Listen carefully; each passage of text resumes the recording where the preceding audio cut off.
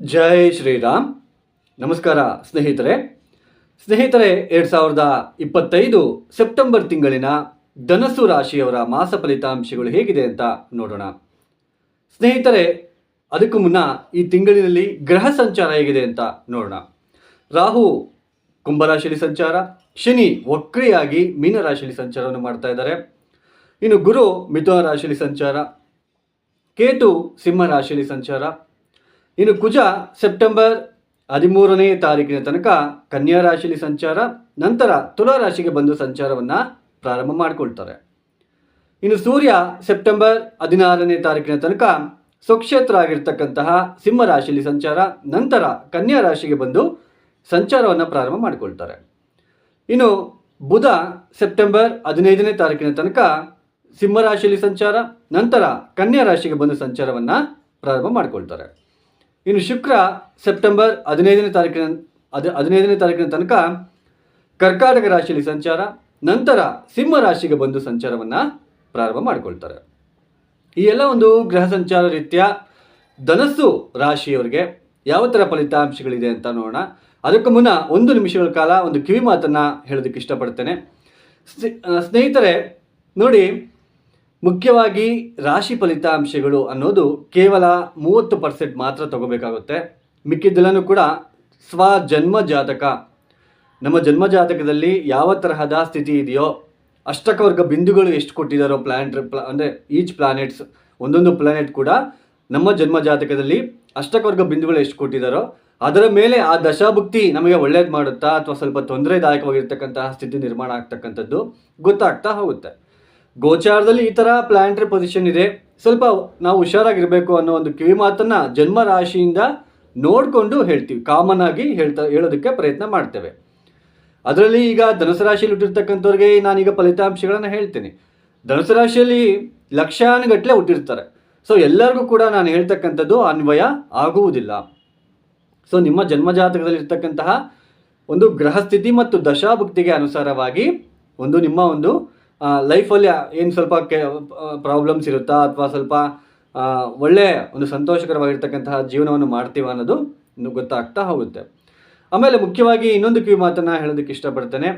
ನೋಡಿ, ನಾವು ಪರಿಹಾರ ಅಂತ ಹೇಳಿದ ತಕ್ಷಣ ಸಾಕಷ್ಟು ಜನಕ್ಕೆ ಏನಾಗಿದೆ ಅಂದರೆ, ಉಂಗುರ ಹಾಕ್ಕೊಂಡ್ಬಿಟ್ರೆ ನಮ್ಗೆ ಒಳ್ಳೇದಾಗ್ಬಿಡುತ್ತೆ, ಅಥವಾ ದೊಡ್ಡದಾಗಿ ಹೋಮ ಮಾಡಿಬಿಟ್ರೆ ಒಳ್ಳೇದಾಗ್ಬಿಡುತ್ತೆ, ಅಥವಾ ಆನ್ಲೈನಲ್ಲಿ ನಾವು ದುಡ್ಡು ಕೊಟ್ಬಿಟ್ರೆ ಮನಸ್ಥಿತಿ, ನಮ್ಮ ಜನಗಳ ಮನಸ್ಥಿತಿ ಯಾವ ಥರ ಇದೆ ಅಂತ ನಾನು ಹೇಳ್ತಾ ಇದ್ದೇನೆ.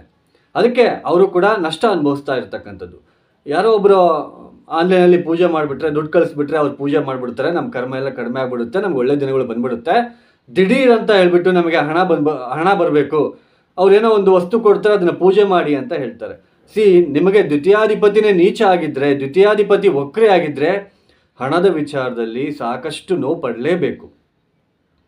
ಆ ದ್ವಿತೀಯಾಧಿಪತಿಗೆ ತಕ್ಕಂತೆ ಕೆಲವೊಂದು ಪರಿಹಾರಗಳನ್ನು ಮಾಡ್ಕೊಳ್ತಾ ನೀವೇ ಸ್ವತಃ ಮಾಡ್ಕೊಳ್ತಾ ಹೋಗಬೇಕು. ಇದು ಸಾಕಷ್ಟು ಜನಕ್ಕೆ ಗೊತ್ತಿಲ್ಲ. ಸೊ ನಾವು ದಶಾಭುಕ್ತಿಗೆ ತಕ್ಕಂತೆ, ನಮ್ಮ ಜನ್ಮಜಾತಕದಲ್ಲಿ ಇರ್ತಕ್ಕಂತಹ ಗ್ರಹಸ್ಥಿತಿಗೆ ಅನುಸಾರವಾಗಿ ಇರ್ತಕ್ಕಂತಹ ದಶಾಭುಕ್ತಿಗೆ ತಕ್ಕಂತೆ ಸ್ವತಃ ಪರಿಹಾರಗಳನ್ನು ನಾವೇ ಕಷ್ಟಪಟ್ಬಿಟ್ಟು ಮಾಡ್ಕೊಳ್ತಾ, ಪ್ರತಿನಿತ್ಯ ಬೆಳಗ್ಗೆ ಎದ್ದ ತಕ್ಷಣ ಮಾಡ್ಕೊಳ್ತಾ ಹೋಗೋದ್ರಿಂದ ಆ ಗ್ರಹದ ನೆಗೆಟಿವ್ ಎಫೆಕ್ಟ್ ಕಡಿಮೆ ಆಗುತ್ತೆ ವಿನಃ ಯಾರೋ ಎಲ್ಲೋ ಉಂಗುರ ಹೇಳಿಬಿಟ್ರೆ ಹಾಕ್ಕೊಂಡ್ಬಿಟ್ರೆ ಒಳ್ಳೇದಾಗ್ಬಿಡುತ್ತೆ. ಆನ್ಲೈನ್ ಪೂಜೆ ಅಲ್ಲ, ನೀವು ಸ್ವತಃ ಕುತ್ಕೊಂಡು ಸಂಕಲ್ಪ ಮಾಡ್ಕೊಂಡ್ಬಿಟ್ಟು ಮಾಡಿಸೋದಕ್ಕೂ, ಎಲ್ಲೋ ಅವ್ರು ಕುತ್ಕೊಂಡು ಪೂಜೆ ಮಾಡಿಸೋದಕ್ಕೂ ಅದು ನಿಮಗೆ ಆ ಪರಿಹಾರ ಅನ್ನೋದು ನಿಮಗೆ ಸಿಗೋದಿಲ್ಲ, ಅದು ಅನ್ವಯ ಆಗೋದಿಲ್ಲ.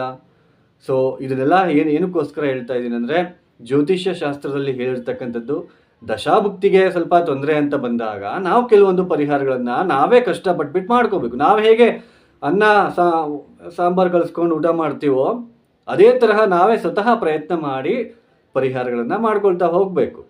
ಸೊ ಇದನ್ನು ಹೇಳ್ತಕ್ಕಂತಹ ಉದ್ದೇಶ ಅರ್ಥ ಮಾಡ್ಕೊಳ್ತೀರಾ ಅನ್ನೋ ಒಂದು ಅಷ್ಟೇ.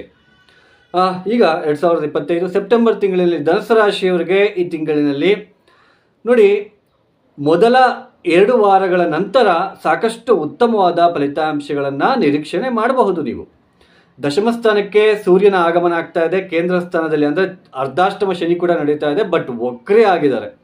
ಸ್ವಲ್ಪ ವಕ್ರಿ ಆಗಿರೋದ್ರಿಂದ ಚತುರ್ಥ ಸ್ಥಾನದಲ್ಲಿ ವಕ್ರಿ ಆಗಿರೋದ್ರಿಂದ ಮಾನಸಿಕವಾಗಿ ಏನಾದರೂ ಒಂದು ತೊಂದರೆಗಳನ್ನು ಅನುಭವಿಸ್ತಾ ಇರ್ತೀರಾ.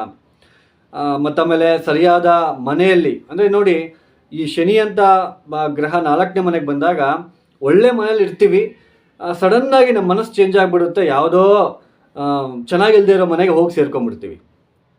ಆ ವಾಸ್ತು ಸರಿ ಇರೋದಿಲ್ವೋ ಅಥವಾ ಇನ್ನೊಂದು ಆ ಎನ್ವೈರನ್ಮೆಂಟ್ ಸರಿ ಇರೋದಿಲ್ಲ, ಈ ಥರ ಹೋಗ್ಬಿಡ್ತೀವಿ. ಸೊ ಈ ಥರ ಸ್ವಲ್ಪ ಚತುರ್ಥ ಸ್ಥಾನದಲ್ಲಿ ವಕ್ರಿ ಶನಿ ಇರೋದ್ರಿಂದ ಗೃಹದಲ್ಲಿ ಸ್ವಲ್ಪ ತೊಂದರೆಗಳು, ಮನಃಶಾಂತಿ ಇಲ್ಲದೆ ಇರ್ತಕ್ಕಂಥದ್ದು, ಮಾನಸಿಕವಾಗಿ ತೊಂದರೆಗಳನ್ನು ಅನುಭವಿಸ್ತಕ್ಕಂಥದ್ದು. ಯಾವ ಥರ, ನನಗೆ ಉದ್ಯೋಗ ಹೋಗ್ಬಿಡುತ್ತೇನೋ, ನನಗೆ ಉದ್ಯೋಗದಿಂದ ತೆಗೆದುಬಿಡ್ತಾರೇನೋ, ಈ ಥರ ನಿಮ್ಮ ಮನಸ್ಸಲ್ಲಿ ಸುಮ್ಮನೆ ನೆಗೆಟಿವಿಟಿ ಅದು ಆ ಥರ ಬರ್ತಾ ಇರುತ್ತೆ ಅಂತಲೇ ಹೇಳೋದಕ್ಕೆ ಇಷ್ಟಪಡ್ಬೋದು. ಮತ್ತು ಆಮೇಲೆ ಮುಖ್ಯವಾಗಿ ಈ ದಶಮ ಸ್ಥಾನದಲ್ಲಿ ಈ ಫಸ್ಟ್ ಕುಜ ಇರ್ತಾರೆ. ಸೆಪ್ಟೆಂಬರ್ 13 ನಂತರ ಲಾಭ ಸ್ಥಾನಕ್ಕೆ ಬರ್ತಾರೆ. ಸೆಪ್ಟೆಂಬರ್ 13 ನಂತರ ಧನುಸ್ಸು ರಾಶಿಯವರಿಗೆ ಸಾಕಷ್ಟು ಉತ್ತಮವಾದ ಬೆಳವಣಿಗೆ, ಹಣಕಾಸಿನ ವಿಚಾರದಲ್ಲಿ ಅಭಿವೃದ್ಧಿ ಉಂಟಾಗ್ತಕ್ಕಂಥದ್ದು, ಆಕಸ್ಮಿಕ ಧನಲಾಭ. ಆಕಸ್ಮಿಕ ಧನಲಾಭ ಅಂದರೆ ಮೇಲ್ಗಡೆಯಿಂದ ಬಂದು ಬೀಳೋದಿಲ್ಲ, ನೀವು ಯಾವತ್ತೋ LIC ಕಟ್ಟಿರ್ತೀರಾ ಅದು ಬರ್ತಕ್ಕಂಥದ್ದು, ಯಾರಿಗೋ ಅಮೌಂಟ್ ಕೊಟ್ಟಿರ್ತೀರಾ ಇಷ್ಟು ದಿನ ಬರೋದಿಲ್ಲ, ಅದು ಇವಾಗ ಬರ್ತಕ್ಕಂಥದ್ದು, ಈ ಥರ. ಮತ್ತು ಆಮೇಲೆ ಯಾವುದೋ ಒಂದು ಬಿಸ್ನೆಸ್ಸಿಗೆ ಕೈ ಹಾಕಿ ನೀವು ಅವಾಗೆಲ್ಲ ಇನ್ವೆಸ್ಟ್ಮೆಂಟ್ ಮಾಡ್ತೀರಾ, ಅದು ಬರ್ತಾ ಇರೋದಿಲ್ಲ, ಇವಾಗ ಬರುವ ಸಾಧ್ಯತೆಗಳು, ಈ ಥರ ಸಿಚುಯೇಷನ್ಗಳು ನಿಮಗೆ ಬರ್ತಾ ಇರುತ್ತೆ. ಹಣಕಾಸಿನ ವಿಚಾರದಲ್ಲಿ ಅಭಿವೃದ್ಧಿ ಉಂಟಾಗ್ತಕ್ಕಂಥದ್ದು. ಉದ್ಯೋಗದಲ್ಲೂ ಕೂಡ ಯಾರಿಗಾದರೂ ನನಗೆ ಬೇರೆ ಕೆಲಸ ಹುಡುಕ್ತಾ ಇದ್ದೀನಿ, ಸಿಗ್ತಾನೆ ಇಲ್ವಲ್ಲಪ್ಪ, ಎಸ್ ಈಗ ಸಿಗ್ತಾ ಹೋಗುತ್ತೆ. ಸೆಪ್ಟೆಂಬರ್ 13 ನಂತರ ನಿಮಗೆ ಹೊಸ ಉದ್ಯೋಗ ಅವಕಾಶಗಳು ಸಿಗ್ತಕ್ಕಂತಹ ಸಾಧ್ಯತೆಗಳು ಕಂಡು ಬರ್ತಾ ಇರುತ್ತೆ. ಆದರೆ ಆ ಉದ್ಯೋಗವನ್ನು ನೀವು ಸದ್ವಿನಿಯೋಗ ಮಾಡ್ಕೋಬೇಕಾಗಿರುತ್ತೆ. ಸೊ ಅದನ್ನು ಮತ್ತೆ ಇನ್ನೊಂದೇನಾದರೂ ಒಳ್ಳೇದಾಗ ಸಿಗುತ್ತೇನೋ, ಇನ್ನೊಂದು ಜಾಬ್ ನೋಡೋಣ ಬಿಡು ಅಂತ ನೀವು ನೆಗ್ಲೆಕ್ಟ್ ಮಾಡ್ಕೋಬೇಡಿ. ಸಿಕ್ಕಿರೋ ಉದ್ಯೋಗನ ಅವಕಾಶ ಸಿಗುತ್ತೆ, ನಿಮಗೆ ಉದ್ಯೋಗ ಸಿಗುತ್ತೆ, ಬಟ್ ಅದನ್ನು ಯೂಸ್ ಮಾಡ್ಕೊಳ್ಳಿ. ಬಟ್ ಆದರೆ ಇಲ್ಲಿ ನಿಮ್ಮ ಕೈ ಕೆಳಗಡೆ ಇರ್ತಕ್ಕಂತಹ ಕೆಲಸಗಾರರಿಂದ ಸ್ವಲ್ಪ ಮಾನನಷ್ಟ ಆಗ್ತಕ್ಕಂಥದ್ದು, ನಿಮ್ಮ ಮೇಲೆ ಏನಾದರೂ ಒಂದು ಗೂಬೆ ಕೂರಿಸ್ತಕ್ಕಂಥದ್ದು, ಅಂದರೆ ನಿಮ್ಮ ಮೇಲೆ ಏನಾದರೂ ಒಂದು ಅಪಪ್ರಚಾರ, ಅಪವಾದಗಳನ್ನು ಹೊರಿಸ್ತಕ್ಕಂಥದ್ದು ಒಂದು ಸಾಧ್ಯತೆಗಳು ಹೆಚ್ಚಾಗಿ ಕಂಡು ಬರ್ತಾ ಇರುತ್ತೆ. ಉದ್ಯೋಗದಲ್ಲೇನೋ ನೀವು ಸಕ್ಸಸ್ ಆಗ್ತೀರಾ, ನೀವು ಉದ್ಯೋಗದಲ್ಲಿ ಎಲ್ಲರ ಪ್ರಶಂಸೆಗೆ ಪಾತ್ರರಾಗ್ತೀರಾ, ಅದನ್ನು ನೋಡಿ ಸಹಿಸಲಾಗದೆ ಅಪವಾದಗಳ ಸುರಿಮಳೆ ನಿಮಗೆ ಬರುವುದಕ್ಕೆ ಸಾಧ್ಯತೆಗಳು ಇರುತ್ತೆ. ಧನುಸು ರಾಶಿಯವರಿಗೆ ಕಂಕಣ ಭಾಗ್ಯ ಕೂಡ ಬರುವ ಸಾಧ್ಯತೆಗಳು, ಮದುವೆ ಆಗ್ತಕ್ಕಂಥದ್ದು, ಈ ಥರ ಸಿಚುಯೇಷನ್, ಮಕ್ಕಳಿಂದ ನೆಮ್ಮದಿ, ನಿಮ್ಮ ಒಂದು ಪಾರ್ಟ್ನರ್ ಅಂದರೆ ನಿಮ್ಮ ಹೆಂಡತಿ ಆಗಿರ್ಬೋದು, ಗಂಡ ಆಗಿರ್ಬೋದು, ಅವರಿಂದ ಸ್ವಲ್ಪ ನೆಮ್ಮದಿ ಉಂಟಾಗ್ತಕ್ಕಂತಹ ಸಾಧ್ಯತೆಗಳು ಹೆಚ್ಚಾಗಿ ಕಂಡು ಬರ್ತಾ ಇರುತ್ತೆ. ಆದರೆ ತಂದೆ ತಾಯಿ ಆರೋಗ್ಯದ ವಿಚಾರದಲ್ಲಿ ಮತ್ತೆ ಸ್ವಲ್ಪ ಹುಷಾರಾಗಿರೋದಕ್ಕೆ ಪ್ರಯತ್ನ ಮಾಡಿ. ಮತ್ತು ಇನ್ನೊಂದು, ಈಗ ನೀವು ಸೈಟ್ಗೆ ಇನ್ವೆಸ್ಟ್ಮೆಂಟ್ ಮಾಡ್ತೀರಾ, ಯಾರೋ ಒಂದು ಕಂತುಗಳು ಕಟ್ಬಿಟ್ರೆ ಸೈಟ್ ನಮ್ದಾಗ್ಬಿಡುತ್ತೆ ಅಂತ ಹೇಳ್ತಾರೆ. ನೀವು 2-3 ಕಂತು ಕಟ್ಟಿರ್ತೀರಾ, ಬಟ್ ಅದು ಸೈಟ್ ಸ್ವಲ್ಪ ಏನೋ ಪ್ರಾಬ್ಲಮ್ ಆಗಿರುತ್ತೆ, ಆ ದುಡ್ಡು ಬರ್ತಾ ಇರೋದಿಲ್ಲ, ಅದು ಈಗ ಬರುವ ಸಾಧ್ಯತೆಗಳು ಇರುತ್ತೆ.